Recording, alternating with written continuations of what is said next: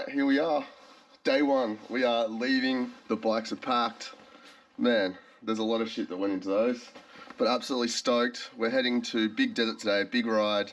I'm actually going to go to Tony's right now to go and get Tony and my backpack. I stupidly went there yesterday and didn't bring my backpack back, so that's going to add a nice little 60k return trip for me. Anyway, all good. I'm super excited. I woke up way early, couldn't sleep that well, but it happens on the night before a big ride. And yeah, that's the girl. All set up, straps, everything. Pumped! There you go. There's our takeoff crew. Off we go. First leg of Simpson.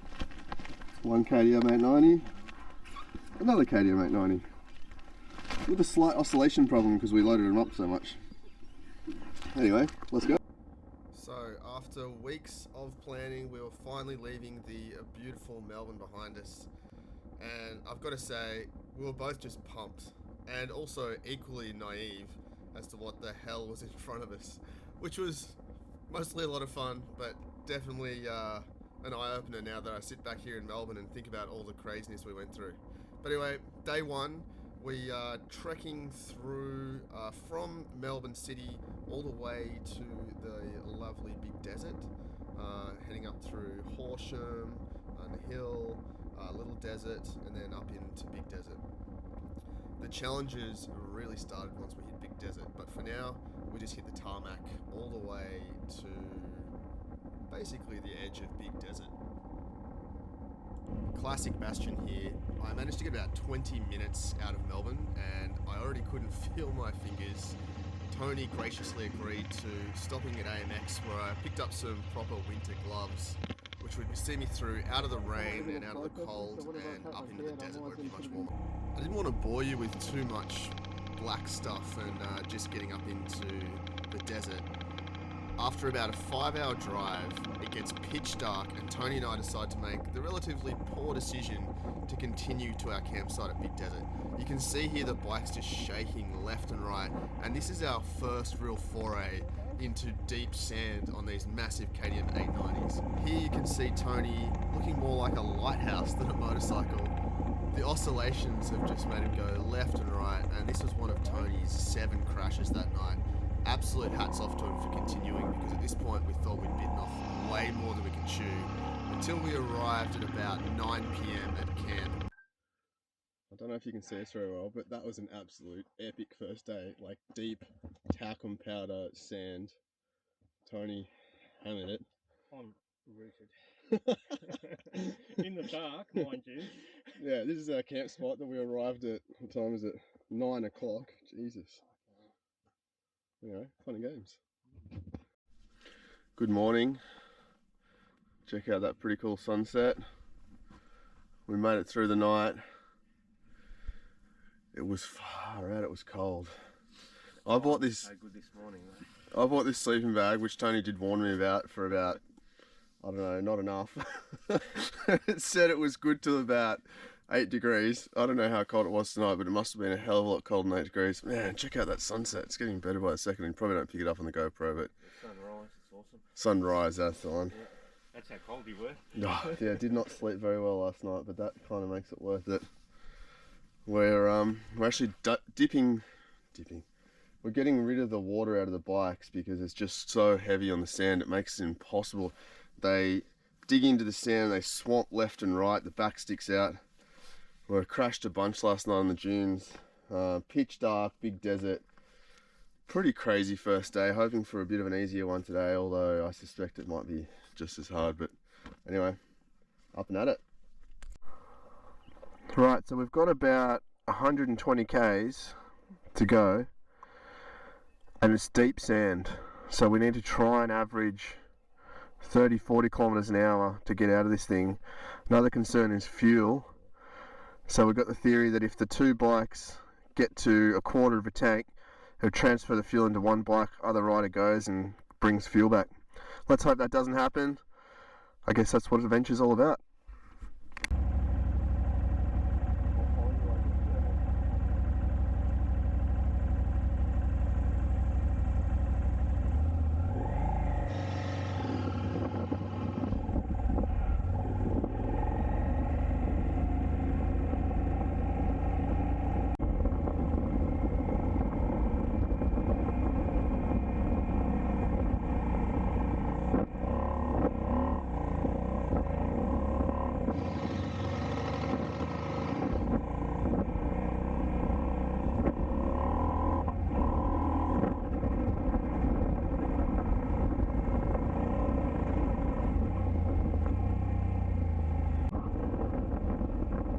learnt pretty quickly that day 2 wasn't going to be that much easier than day 1 when we first came into this deep sand at night time, and it scared the absolute pants off us.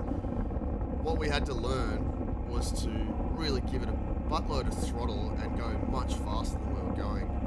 And if you didn't do that, the consequences were fairly grave, as Tony is about to demonstrate for us. Whoever said riding a KTM 890 Adventure R in the sand was easy, take a geezer at this. There's the oscillations, right, left, right, left. As soon as you start to hit a bigger rut, I know he saved that one. There we go, here's a big rut, and then 1, 2, 3, boom, down he goes. Ouch. But the sand was soft, and Tony's mindset was hard. I also learned a valuable lesson here.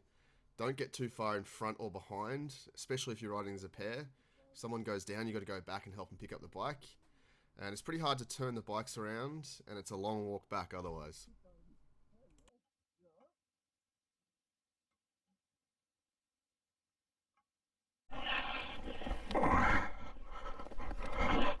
Okay, and then I'll just pick her up. 1, 2, 3.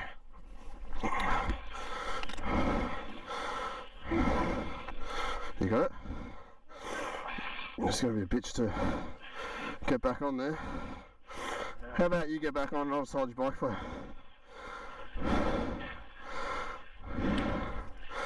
That way you can just relax, just stand on the peg. I'll just walk it into the rut. Okay.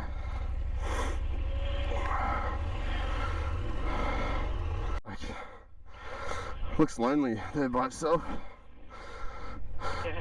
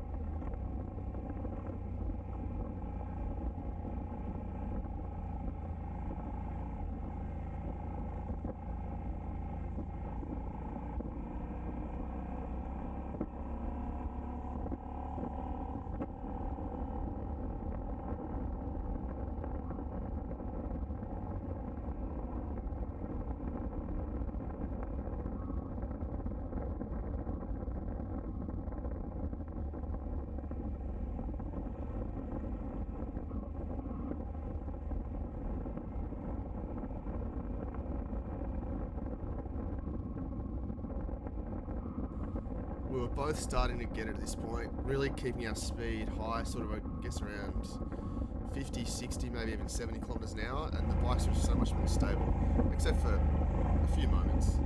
But after a couple more crashes, we both figured it out, and we managed to get those oscillations down to a minimum, throttling out, and we were both pretty happy to just enjoy the scenery.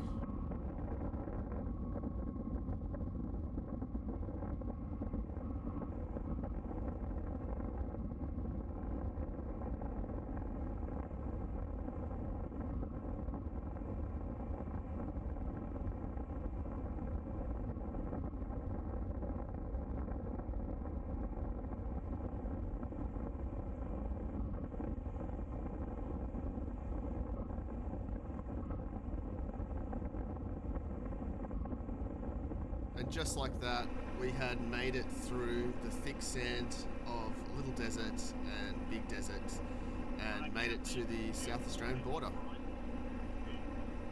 Yeah, that makes sense. Made of sand. Welcome to South Australia. I should have stopped there. I could touch the ground on those speed humps. Jeepers, this is like a European border. Oh. This is just closed here, isn't it? Yeah, that's closed off. And that's also closed? You can open that if you want. Yeah. Oh, you just show me your backpack? Yep. I'll have a quick look. I'll show you how it opens. Oh, okay. It's a bit of a process. Sorry, mate. That's alright, no stress. Well, you just tell me what's in there. In there is some... I can't actually even remember. Alright. Clothes mostly. well, that'll be right. It's just closed mostly. I'm happy. Okay, alright. Just stick your backpack, and then you're good. Alright, too easy.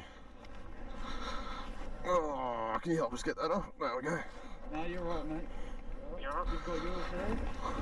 That's all right, mate. Just a backpack. Just the main compartment. Okay. Thanks, guys. No worries. You got good weather today?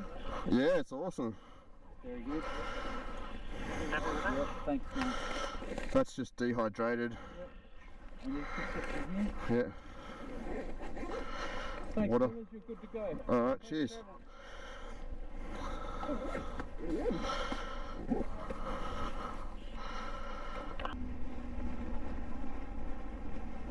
Oh, this bridge is epic. It must open. Oh, look at all the houseboats. Yes, let's do that. Mum and Ken are really keen to do that too. So, funny story. Since I have retired, I don't have any business socks. And I've only got those like ankle socks, which is more comfortable with the shoes that I wear. So I end up cutting the ankle socks on the bottom so I could pull them up around my shin because they're not comfortable with these big riding boots. And then Tony felt sorry for me, so he's given me a pair of proper socks, which will definitely make the day a bit more comfy. Thanks, Tony. Okay, amazing peoples. Thanks for watching. I hope you enjoyed the content. Tune in for the next part where we'll be travelling up through the Flinders Ranges, and you can continue to enjoy watching two motocross enduro guys learn how to ride 200 plus kilo bikes. I'm sure you'll enjoy the crashes. See you next time.